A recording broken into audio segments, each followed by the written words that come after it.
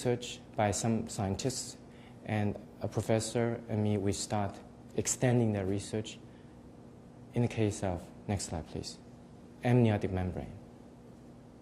It's a membrane surrounding an unborn child before birth, connect to the baby and the umbilical cord. After cesarean section, the sac in the baby comes out, the sac amniotic membrane is discarded.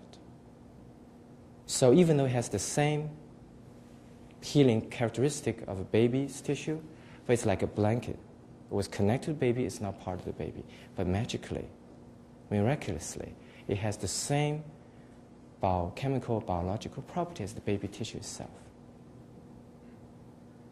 So we started doing some research to see maybe the idea was if we transplant the amniotic membrane, because that's what's engulfing a baby before birth, that's what conferred the scarless wound healing property of a baby before birth, maybe the secret's in the membrane. Next slide, please. And so basically, we started looking at, after injury, cover one eye with the amniotic membrane, recreate a fetal-like environment. And magic thing took place. Underneath this amniotic membrane, the body, the adult body, adult eye, wakes up and look up and say, oh, I guess we're wrong, we're not born yet. And body will reactivate the regenerative ability that used to have before birth in each of us. And the body will start heal without scar. And then you remove the membrane, 2 weeks later, instead of seeing a blind, painful eye, you see a clear vision eye. But the best part, as a Christian, I was involved in the research at the time, is that's God's original intention. There is God's give us an opportunity. And we stumbled upon it because we happened to have the persistence and did not give up and did not accept a contradictory world. We still have the confidence and faith that God has created a perfect world. It may appear to be contradictory to us, didn't know what to do. It's because we did not know better. We did not know better at the time. Next slide, please. I will show you some pictures from my laboratory. This amniotic membrane from placenta. After delivery, the placenta is discarded. We peel the membrane off. That's the sac surrounding a baby before birth, amniotic membrane. Next slide. Put in the filter paper. Next slide. Put in the bottle. Next slide. Next slide. Freeze it. Next slide. Surgery, we took it out. And it's fixed onto a piece of paper. Next slide. The membrane. Transplant into a human eye. Next slide. This is a patient who was blind for a long time, 30 years. They had 15 failed conventional surgeries. Declared irreversibly blind. Next slide. After amniotic membrane graft. Sorry, stop.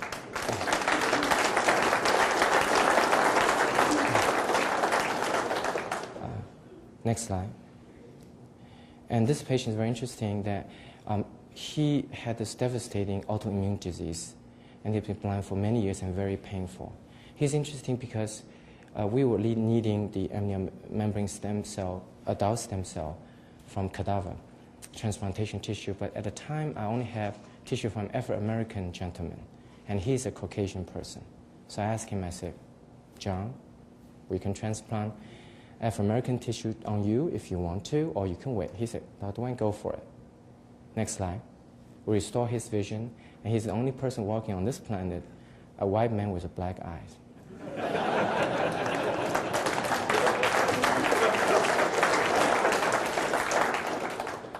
You see the pigmented rim. Next slide, please.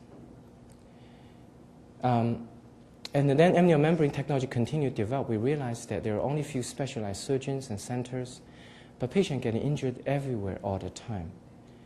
And we have to graft the membrane within 24 hours after injury, before the scarring process starts.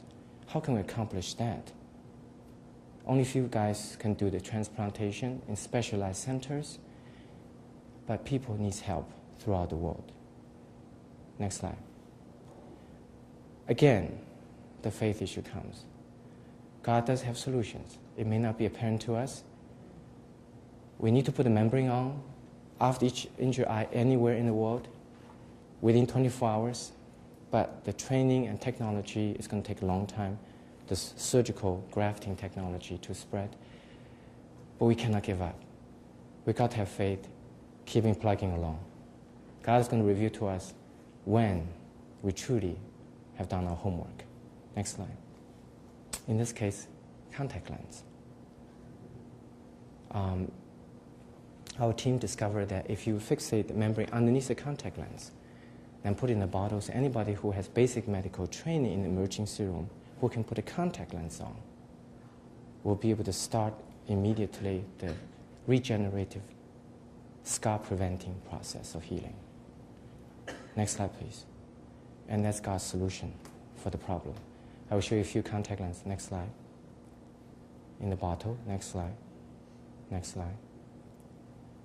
As we publish a paper and US patent. Next slide. And that's the world's first amnion contact lens in the bottle. Next slide. So amnion membrane contact lens, this is an example in science. It has the fetal-like, create fetal-like environment. It's either called tapping the fountain of youth, reactivate the regenerative ability within each of us we used to have before we were born.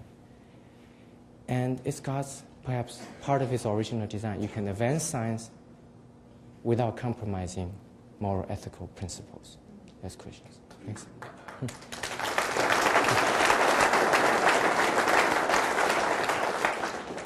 Next slide. And so, as a scientist and as a Christian,